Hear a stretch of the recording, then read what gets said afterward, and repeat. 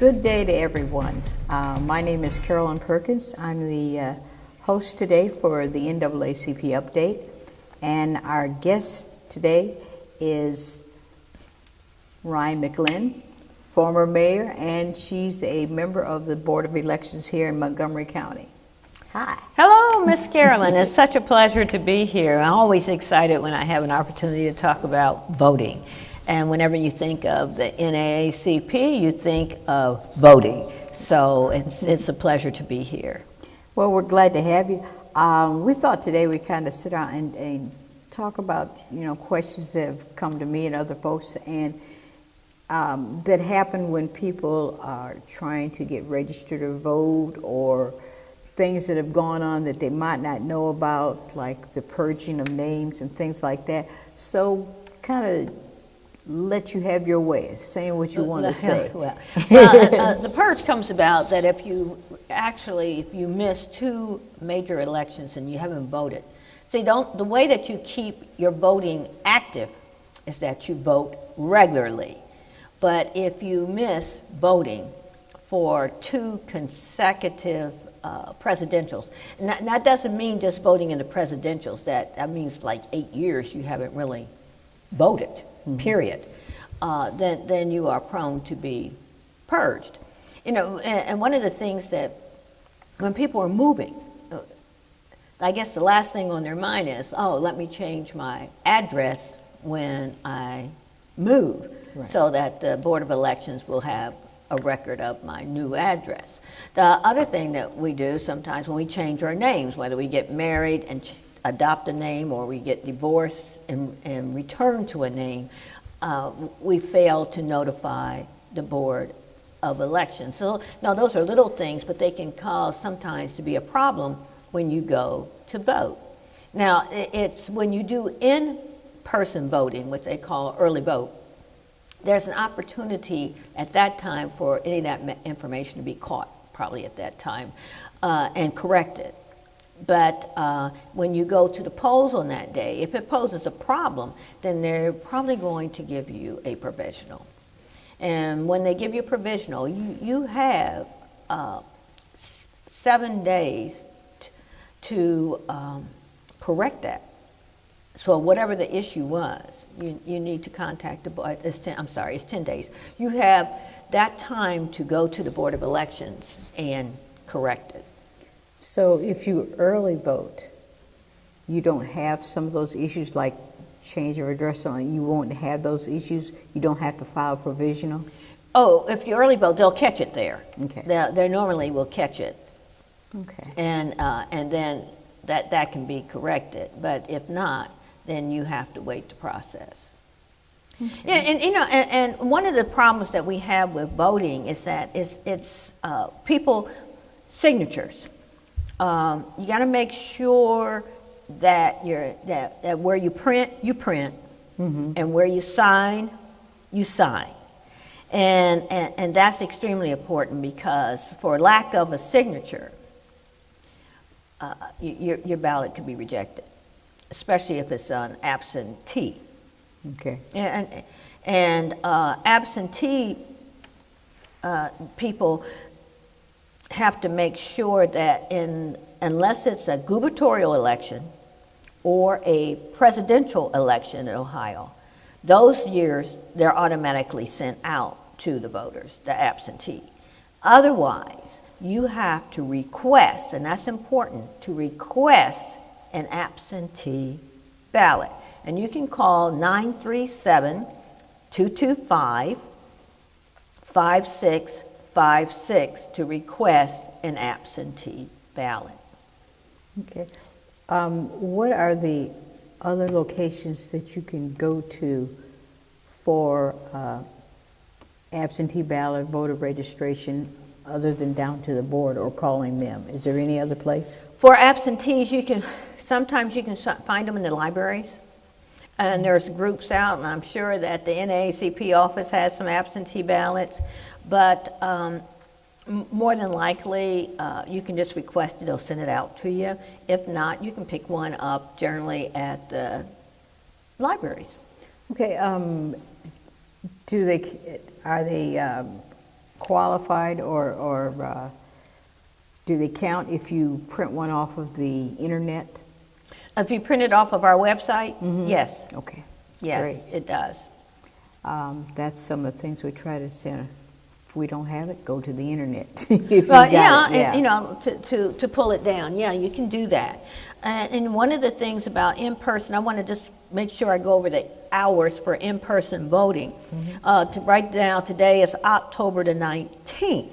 So you can go to 451 West 3rd Street at the Board of Elections and vote from 8 to 5. Now, starting October the 26th, from October 26th to October 30th, you can vote from 8 to 7 p.m. And then on Saturday, October the 31st, and you realize that, you know, how we got the weekend votes was through a lawsuit. Saturday, October the 31st, 2015, is from 8 a.m. to 4 p.m.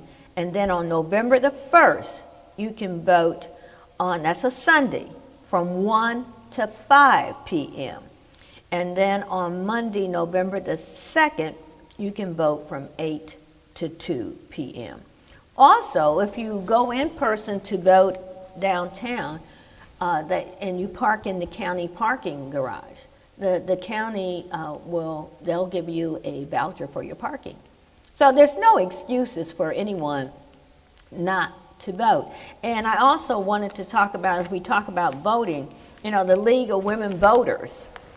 The League of Women Voters has the paper that they put out, and it's called the Voter's Guide.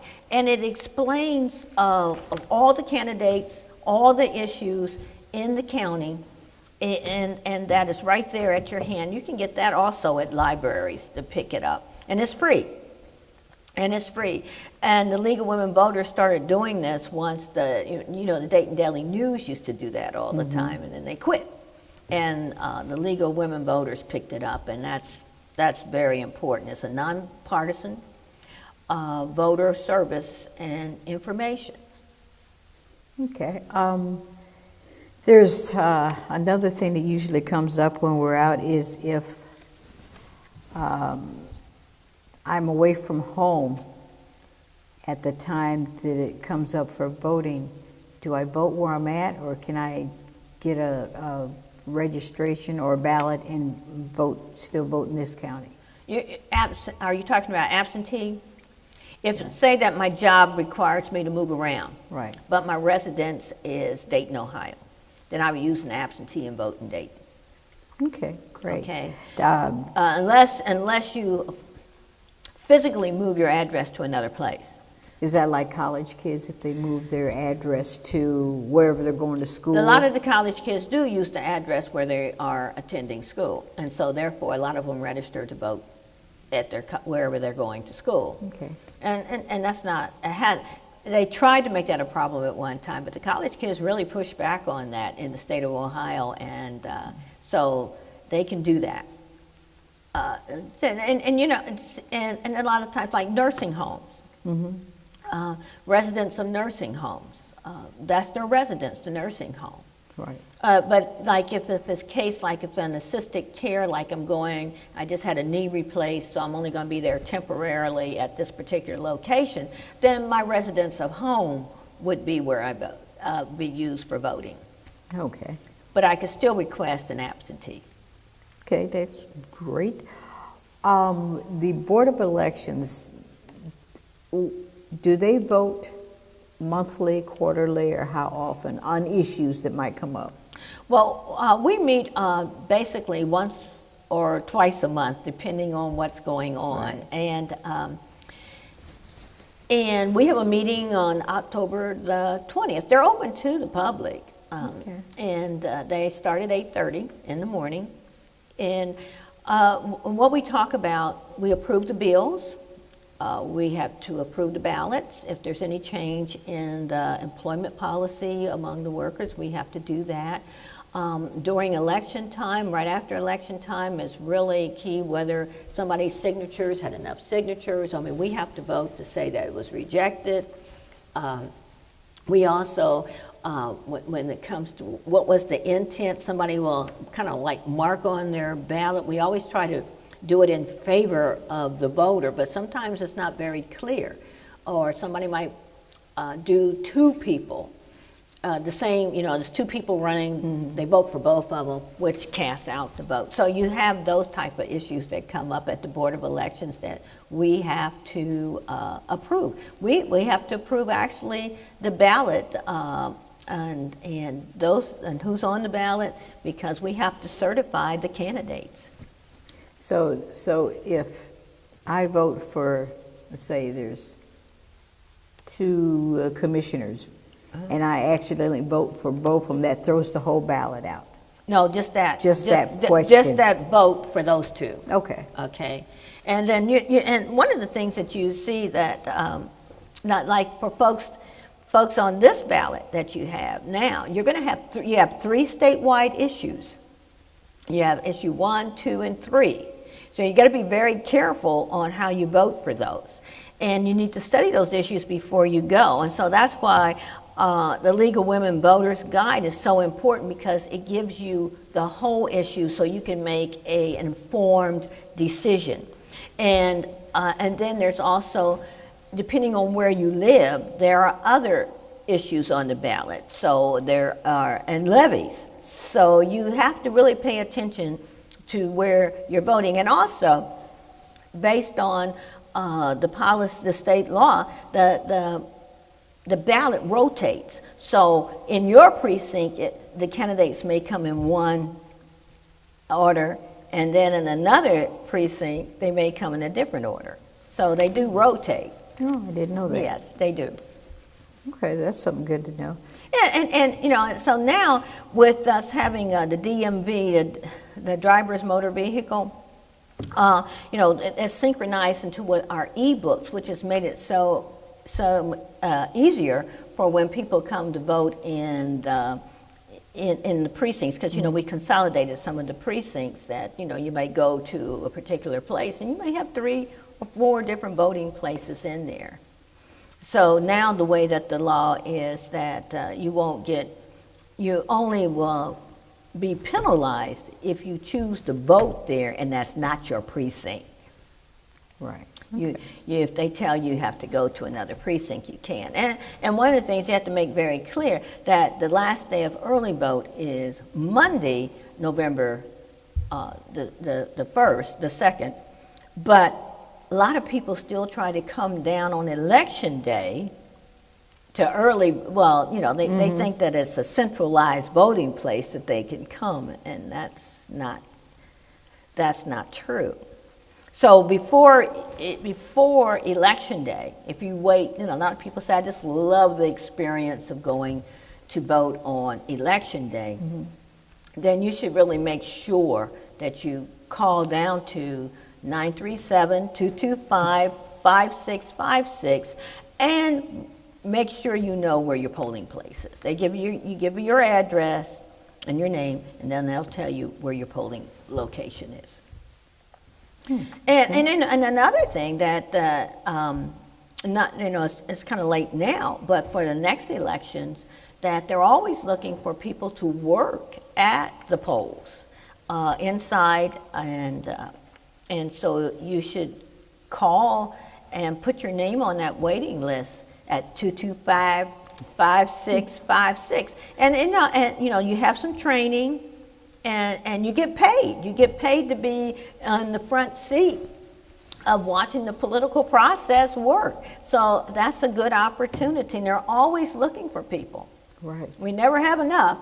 So, that's something for people to think about that they would like to do. At least try it and see how you might like it. Okay. It makes a long day, though. Yeah. Long day. 5:30 to... the polls actually open at 6:30. So you got to be there about 5:30, and then they don't close until 7:30, and so then you have to do all your cleanup duties and make sure all the votes and everything is tagged and bagged. So you might not be getting out of there until like 8:30 or 9 o'clock. So it makes for a long day, but you get paid for it, and still you've had a front row seat of watching the political process work. That's, I try to explain to some of the young folks that that's a good thing, a job or opportunity for a day that they could get involved in. If they're 18, Yes. they could, apply for being what do they call it, judge? Well, Or, I'm not sure the name. well, they've changed the name, and it's political election, PEIs, I think. Okay. Well, I don't know if you might know this now or you'll know where to find it. If you're PLEs. PLEs. That's the beauty of when you become aged, the ticker tape. You have so much information in that head of yours that it takes time for the ticker tape to go around, and sometimes it's a little slow getting there. So there I am. Yeah. Well, when you're 17 years old in the state of Ohio, you can vote on state elections, but not federal elections, like for the. Correct, but no, 17 turning 18 by November. Okay. Okay. By the time of the November election, you can be 17. Yes. But during that year, if you're 17, you can, was it the primary and other things that come up, special elections? Yes, but you have to turn 18 by November. If it's before November, like we had something in August, they can't vote. They can't vote. They can register. They can register, but they can vote in November. Okay. Mm-hmm. All right. I know that came up. It's another thing. When you're medically disqualified, like I had an accident yesterday, and the election's the next day. You can call the Board of Elections and state your emergency, and they can bring out, someone will come out, and it'll be a D and a R to have you vote. Oh, okay. Even a lot of people don't realize this, but like say if I'm disabled and I can't get out my car, you could drive to, or have somebody bring you, and they would come out to your car. Oh, no, I didn't know that either. Yeah. They don't publicize it a lot, but that's Right. one of the things that can happen as a disabled person, that they can come to you. Yeah. Like you drive like in the parking lot or something like that. Yes. Okay, great. Because I know of some individuals like that. That's why they said they weren't going to vote because they couldn't get out of the car and get to it. And it's like, well. But they still have the option of yeah. absentee. Right. But the Board of Elections still provides that service. Okay, great. Now, the way the thing about early voting came about, and the lawsuit and all like that, who did they go to initially? Who was the person they were fighting about the lawsuit? How does that happen? That whoever it may be says, well, we're going to change it from this date to this date on early voting. Who makes that decision? Well, the Secretary of State. And see, what's interesting is that when you think politically, it is the Republicans who really initiated early vote. Mm-hmm. And then when they saw how, I guess, not going either way, but they, because they've been in charge in Ohio, they have started changing how the early vote could be. Because at one time, early vote was 35 days prior to Election Day.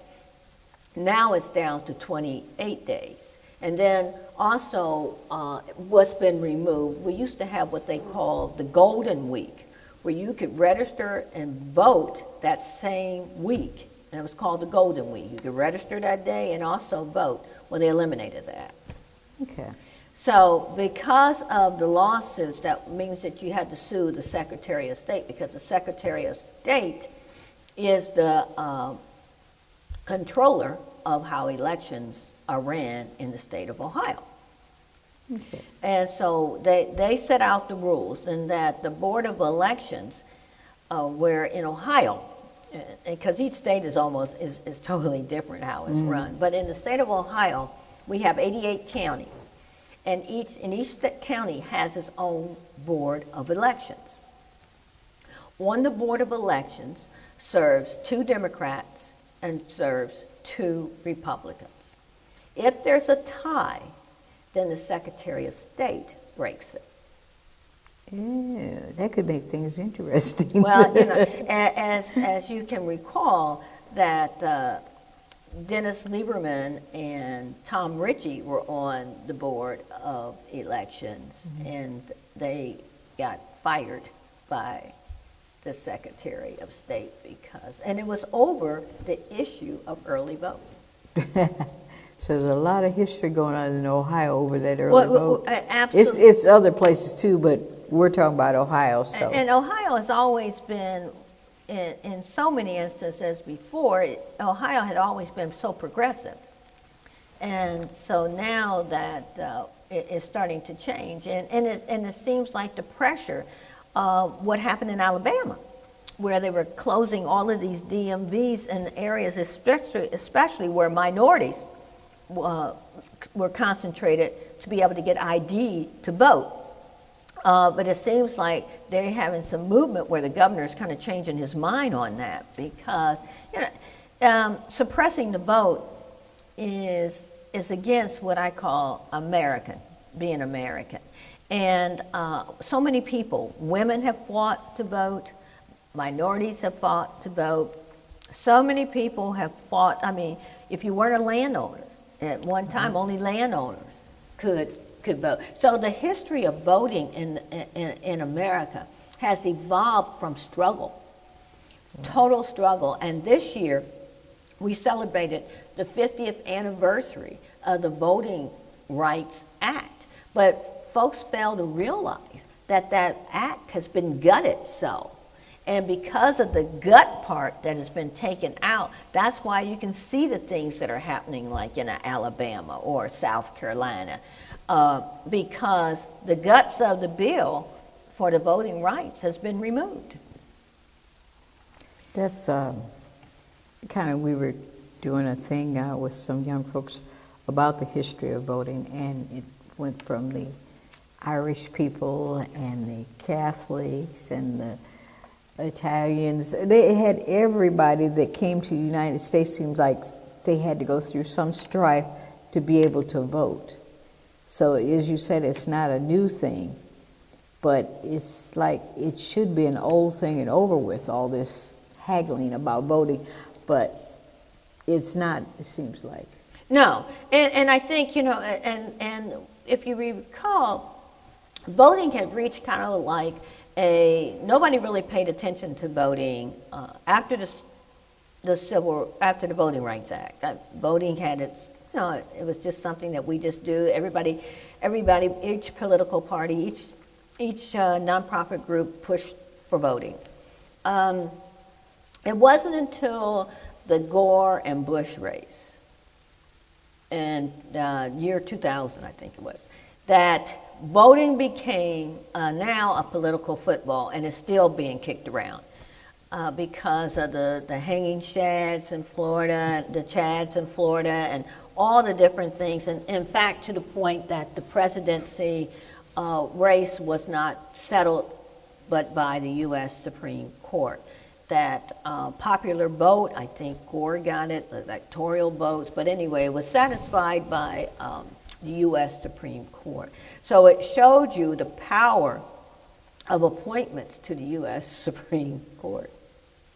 Right. And ever since that election, voting has been in the forefront of political issues.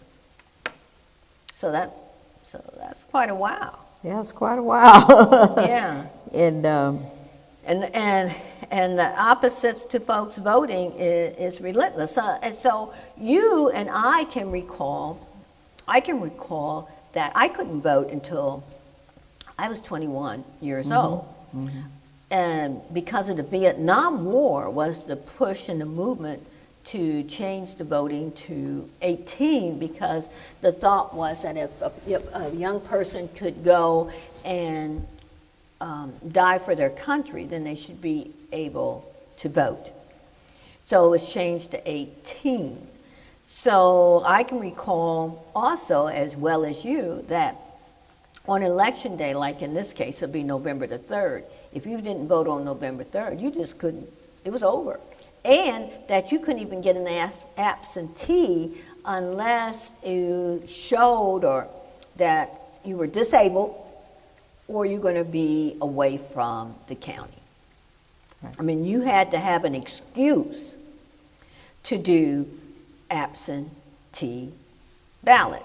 So we have seen it evolve to having early vote, to the point that there is no excuse for an absentee. You don't have to provide an excuse. You just request an absentee to election day. So we have all these options now. What sometimes really disturbs me, and I'm going to talk about the primary. This last primary election we had in May, Montgomery County has approximately 200,000 registered voters. We had approximately, I'm talking about for the county, 20,000 or less voted. Bad. Very bad, very bad. And when you see that we are all over the world trying to initiate, maintain people to have a democracy, and right here at home, we aren't appreciative of the process that we have that keeps America strong and participate in the government. So I have government on my Facebook page every day, starting up to this time up to now. I have something that I say about voting every day because it's something that needs to be on our mind. You can see, I mean, we just talk about social media. You can have people give 5,000 hits on something that Beyonce or somebody else does. You start talking about voting, you can't even get 50 hits. It's not important, but it affects your life every day. Every election is the most important election, and especially your local elections. That's where the rubber meets the road. These are people that you can see. These are people that you can touch and you can feel. Those are the levies that you're going to see on your tax bills. I mean, that has a direct impact upon your life. Not knocking the federal elections, but you're not going to call the President of the United States about the pothole on your street. Right. Okay. You're not going to call the President of the United States because your taxes went up when it's a school levy or anything else like that. So, you got to understand where your government is. Your local government is very instrumental in your everyday life. We set our lives down for football. We set our lives down for shopping, going out to dinner, everything else. But when it comes to voting, and that takes such little time, that has such an impact on your rest of your life and the future. Right. And every election is important. And that saying about if you're not invited to the table, then you're on the menu. And when you don't vote, you're on the menu. And that's where you can lose health care issues, things that are very vital to you, that and voter remorse is worse than anything else, because it's going to take you a long time to recoup that. And so it's very important to show our children that we go to vote, that we are part of our government. That's our weapon. We're voicing, your vote is your voice. And shout it out.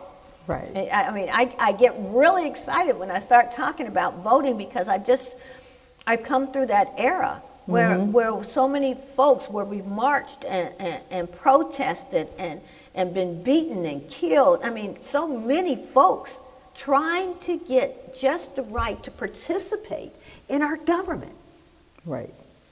And then come to now, whether it's my generation, your generation, down to the folks that are coming out of high school, it's important. My vote doesn't count. I said, everybody's votes count. It might not count the way you want it to count at that time, but it does count. Yes, and so it does. it's important to step up to the plate and vote. Because if you don't vote, you have nothing to say about what goes on. No, you don't. You really don't. You know. And that and complaining, I don't want to hear it. If you don't vote, and you know what? The other thing that folks don't realize, that your vote, not whom or what you vote for, but voting is a public record. Now, and you know, like you've heard people say, oh, I don't want to vote because I don't want to serve on a jury. Okay. But do they realize that now they also use a driver's license to choose you? So are you saying you don't want to drive because you don't want to serve on a jury? Mm-hmm. And most of the people who are saying they don't want to serve on a jury really should be serving on a jury. Yeah, that's another thing. That's a whole other discussion. But the fact is, when you start talking about the power of the vote, it's extremely important to know that your vote is important. Right. It is so important. It is vital, and that if you don't vote, it's not a rebellion. It's a surrender. It's a surrender to the system. And one of the things that they were talking about, like in England, that the government, the parliament, is very receptive to the people, because if not, the people will protest and they will take them out of office. Whereas in America at this time, we have reached the point of a surrender that, oh, just don't hurt us too bad. You know, that we have allowed, and that we're not in control. And so it's the accountability of your vote. So when you call an elected official, when you say, my name is Rhine McLin and I vote, this is my issue, you're going to get a response. That's right. Well, that's all a part of why we're doing this today, is the NAACP has a part in their message is to educate. And that's why you're here, is to help educate the people on the value of the vote, answer the questions about voting, and you brought up things that I'm sure probably half the people never even thought about. And so you're educating me and everybody else out here. I know we're winding up, so I just want to make sure everybody knows that from October 26th to October 30th, you can vote from 8 to 7 p.m. at the Board of Elections, 451 West 3rd Street. And then on that Saturday, October 31st, you can vote from 8 a.m. to 4 p.m. And on Sunday, from 1 to 5 p.m. On Monday before the election, you can vote from 8 to 2 p.m. On November the 3rd, the polls open at 6:30 and close at 7:30 p.m. If you have any questions about voting, make sure you call 225-5656. That's the Montgomery County Board of Elections, that's located at 451 West 3rd Street. Thank you so much for having me here to talk about one of my favorite subjects, and that's voting. Well, we're glad to have you here. And I would be remiss if I didn't say, on Friday, October the 23rd, that's this Friday, at 6 p.m. at the Dayton Convention Center, the NAACP will be holding their 64th Annual Freedom Fund Banquet, and also celebrating 100 years that we've been here in Dayton, Ohio. The guest speaker this year will be the former senator for the 9th District, Eric Kearney. And right after that, we'll have a president's reception there. So come out and enjoy yourself. Tickets are still available down at the office at 1528 West 3rd Street. And you can call on the phone at 222-2172. Thank you much, and you all have a great day.